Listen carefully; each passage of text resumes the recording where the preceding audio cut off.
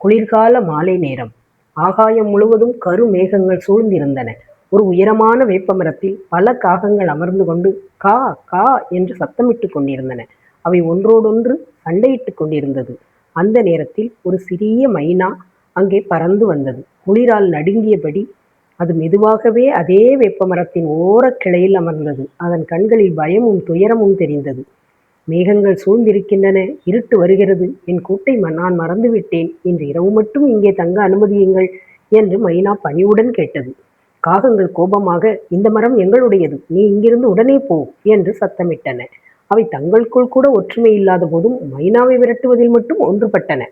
மைனா மெதுவாக கூறியது, மரங்களெல்லாம் கடவுளுடையது. இந்த குளிரில் ஆலங்கட்டி விழுந்தால் நம்மை யார் காப்பாற்றுவார்?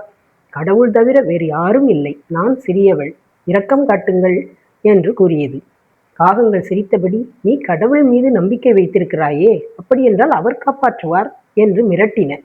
பயந்த மைனா அங்கிருந்து பறந்து தூரத்தில் இருந்த பெரிய மாமரத்தில் சென்று அமர்ந்தது. இரவு வந்தது. இடி மின்னல் இடித்தது. பெரிய ஆலங்கட்டிகள் பெரிய அளவில் விழத் தொடங்கின. காகங்கள் பறந்து தப்பிக்க முயன்றது. ஆனால் பல காகங்கள் ஆலங்கட்டியால் காயமடைந்து தரையில் விழுந்தன. புயலில் மாமரத்தின் ஒரு பெரிய கிளை உடைந்தது. அதன் உள்ளே பொந்து போல ஒரு இடம் இருந்தது. அந்த சிறிய மைனா அதற்குள் நுழைந்தது. ஆலங்கட்டி எதுவும் அதனை தொடவில்லை. அது அமைதியாக கடவுளை நினைத்து கொண்டிருந்தது. காலை பொழுது விடிந்தது. புயல் நின்றது. சூரியன் மெதுவாக ஒளிர்ந்தது. மைனா பொந்திலிருந்து வெளியே வந்து ரெக்கையை விரித்து, என்னை காத்த கடவுளே நன்றி என்று கூறி வணங்கியது. தரையில் காயமடைந்த காகங்கள் கேட்டன, சிறிய மைனாவே, உன்னை யார் காப்பாற்றினார்கள்?